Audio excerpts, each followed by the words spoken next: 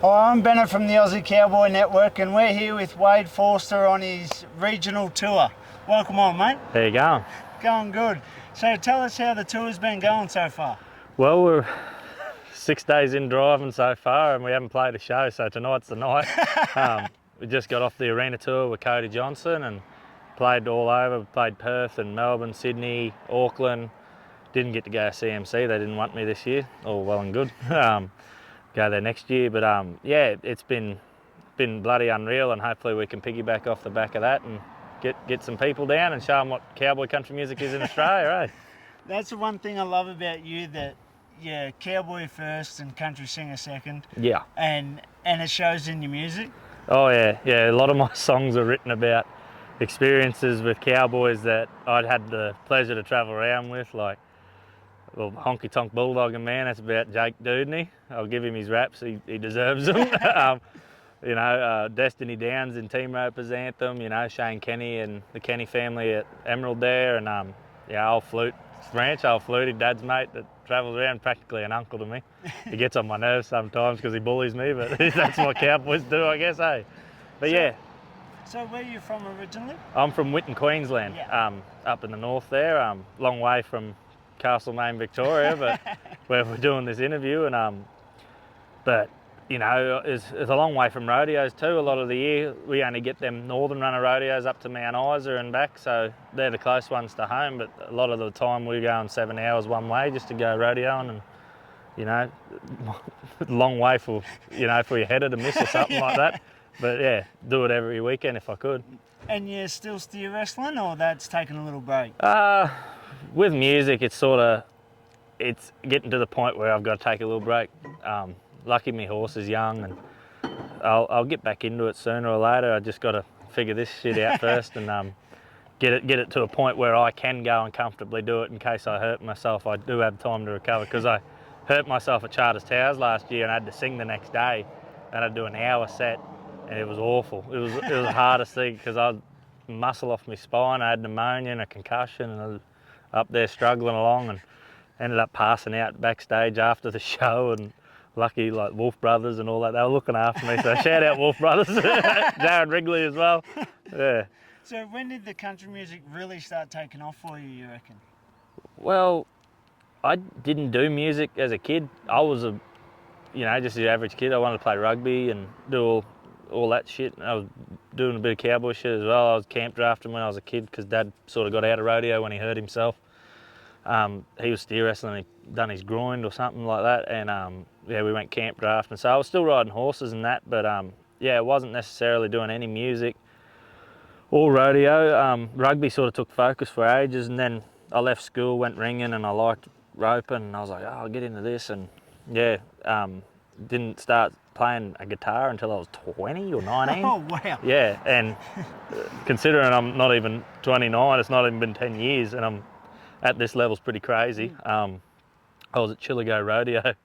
I was only there team roping. I went up with a swag and a rope bag. I had me clothes in the front seat of a Land Cruiser, as you do. And Jack Campbell, one of my mates, we were roping, and he was riding broncs and everything then. He was like, you can sing. We were drunk and playing guitar. He's like, you can sing a bit. And I was like, I might have to give this a go. So I went home and wrote a few songs, and COVID hit, and all these stories started spilling out, because you just sat at home during COVID. Yeah, give you time to process it all. And all the wild shit you did before then, and I wrote all these songs, and just when COVID sort of laxed off and everything was open again, I went to a jackpot and won a heap. I think it was Croydon.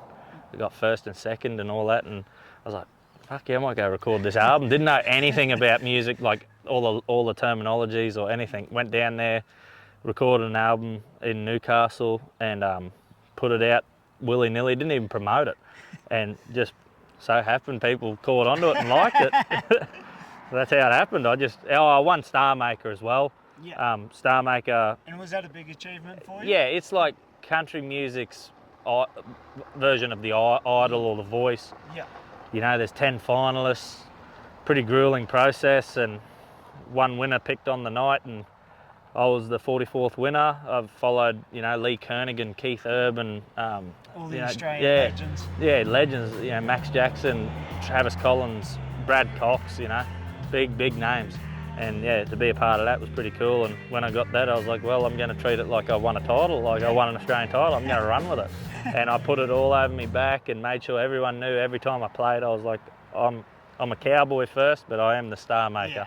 Yeah. And it showed and it just worked because I just kept wanting it more and more and more. I wanted more shows. I didn't want to be home, even now. Yeah. Like I got the gooseneck with all the gear in it. I don't want to be home. I want to be singing every weekend, you know.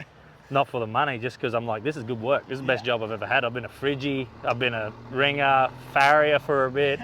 I've had some shit jobs, and this is a good job. You don't get hurt doing this job, so yeah. That's what I love when I rocked up here to meet you and you got the gooseneck, Not- travelling with all your gear. Yeah. Well, I was like, oh, a bit on brand if I had a gooseneck. At least I can use it when I'm not singing, eh? I can put a horse in the back, but even then I'll be, oh, nice black gooseneck, don't want to wreck it. Won't be much good to some of the other country singers. No, well, it's even getting into here is a bit tight and pokey, but lucky I've done a bit of driving because of rodeo, and I think, like, if I had to play in Melbourne, I'd be in a bit of drama, or Sydney or something. It'd be pretty tough getting it in there. I might be doing a few trips just with it all on the back, but it's going to be good getting to them shows and being able to pull out my own gear and that. A lot of people don't get to that stage, but I wanted to invest in that early on. So, yeah, we've got our whole gear in the back there. It's pretty wild to get to this stage, and I'm grateful for it every day, but still work to do. Did you think it was going to happen this quick? No. I actually didn't think it would happen at all. Yeah. I thought, you know, that album I dropped would be a few songs, and, you know, in 20 years we can talk about it at a bar somewhere. You know, as old Broken Cowboys, they get, oh, remember you did that? You know, like, I didn't think it'd get past that, and then it just, thanks to TikTok, I guess. Wow. TikTok just blew up, and one person made a video with that song Fighting Tears, and just kept travelling to every part of the world. Like, I look at me stats online, and Australia's not even in the top 3 countries that listen to me. It's like, it's like America, Mexico, and Canada. Mexico's beating Canada. So I think that's crazy. So I'm like, all right, I got to learn Spanish. Sí, señor. Yeah. Peligroso vaquero y fuma cigarrillo, sí. Well, you've got the look, so Yeah. you're halfway there. I've travelled with Taco a lot of my life, Jake Whalen, and now with the mustache, I'm like, maybe I should have got that nickname. Shout out Taco, good mate of mine. I haven't heard if he's been riding much lately, but God, when I was travelling with him, he was the coolest bull rider to watch. It was cool. Him and Splinter Clink Glass. Yeah, he's rank. Nothing cooler than watching a tall dude spur. Like, it's fucking cool. That would be a good feeling when you're watching some reels of like rank cowboys doing their business and using your song as something like that's a cool feeling. When like some of them, you know, cowboys in Australia that you look up to and you're like, you know, fuck, they're ranked, like they're just awesome, and then they're like going out there riding and they'll put my song underneath their video. I'm like, yeah, that's awesome. That's a cool feeling, because I was like, you know, I'm just team rapper. Do they even know who the fuck I am? Like, but I like the way rodeo's going, where it was a big split back then, you know, timies and roughies, but now it's all mixed. I love that. Like, there's a lot of timies going bronc riding, there's a lot of bronc riders coming and team roping or steer wrestling or something. Like, I think one of the coolest things I ever watched, I think it was Reese Anglin and Cooper Thatcher at Bowen River one year. They were riding broncs and they were riding good. And like, I wasn't focusing, I was just at the heading box, just like watching the score and looking at the cattle, and I look up, it was Reese Anglin and Thatcher, then back it in. I was like, oh, holy fuck, what's going on? But they went out there and put a time on, and like, I think it was Thatch heading. If Thatch didn't break out, I might be wrong. Don't rip me, Thatch. I might be wrong, but I think one of them broke out. They would have won the day if they didn't. Yeah, if they didn't break out, they were quick. Because a lot of people in Australia like looking back at the 90s, especially for the bull riding, how good of a spot it was in. But rodeo today is in such a good spot. It's probably in the best spot it's been. You know, social media, as well as the opportunity. A lot of Australian cowboys are now going over, like Brady Fielder, Kike, Hamilton, the Doodney boys. Jack Campbell's over in Canada. You know, all of them are going over. Thatch was over for years. You know, they've all gone over and had a trip there, or still there doing it. Donovan Rutherford, he's still over there kicking them. I used to live in Mount Isa, and he was there. I used to see him ride a fair bit. He was ranked. He still is ranked, you know. But yeah, it's in a really good spot where I think it's only up from here. Yeah. I think a lot of people were misinformed on it, and now that country's cool again, rodeo's cool again. So that's a real cool feeling for me, being the kid that got picked on for riding horses. You know, in the town, motorbike kids and that, and I was like, nah, you know, I like horses. You know, I can ride a horse. I can't ride a motorbike, so I can ride a motorbike. I can't wheel stand like them kids in town could. But yeah, no, country's cool again, and rodeo's part of country, so that's just a cool thing. I found that when I moved back from Brisbane and back into Bendigo, I'd get Brokeback Mountain and that all the time, and now I never get it. Like, I'm as cool as cat shit. I used to get it every day nearly at boarding school. Brokeback Mountain this, or, you know, yee-haw. Like, they'd scream yee-haw at me. I hated that. Or like they'd go, like we had to wear akubras at school, and a lot of us bush kids would put like cattleman's crease and like do all that, and the school would tell us no, fix your hat up, but we'd just put it back. But like the kids of like the day school students that walk around, howdy, I'm like, piss off. Like it's like saying champ to someone. Yeah, I've got a running joke with Jodie Rulin at the moment. She said say good day to you too. Yeah, how you going, Jodie? I always just hit her with the champ. And so every time she's like, oh, we're booked to come down, sport. I'm like, oh, righto then. So tonight, this is the first one of the tour. Yeah, first stop, Castlemaine, Theatre Royal. You know, see how we go. You know, new waters for us out regional Victoria. You know, we played Melbourne before. We've played Melbourne a couple of times now. We hadn't done a lot sort of outside. We did Tumbarumba Fest this year, and like that's the most regional stuff we've done in Victoria. Is Tumbarumba Victoria? I believe so. Yeah. Or it might be just on the border. God, I might be stupid there. I thought it was, because it's near Mount Kosciuszko, and I thought, like, you know, that's an untapped market. No, Tumbarumba's New South.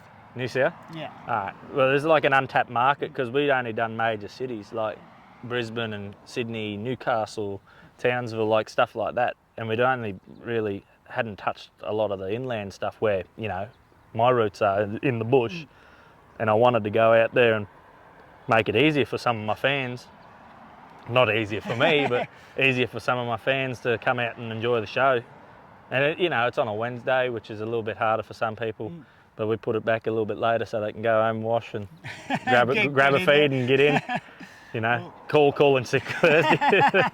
Well, I've got an excuse for not remembering where Tumbarumba is because last time I was there I got knocked out from a bareback horse. So I've got an excuse, but you don't. Oh, I don't know. I went there from Oberon that day after we played Oberon the night before, and then went to Tumbarumba Fest the next day. Drove there, tired. And then we went to the Bowls Club, had Chinese food, and then drank way too much piss. And then I had to drive all the way back to Whitten the next. I was like, fuck. Yeah, I've got a little excuse. It's not as good as his. But yeah. Well, we may as well have a look around Castlemaine and then start getting ready for your show. Yeah. Awesome, mate. Thank you very much.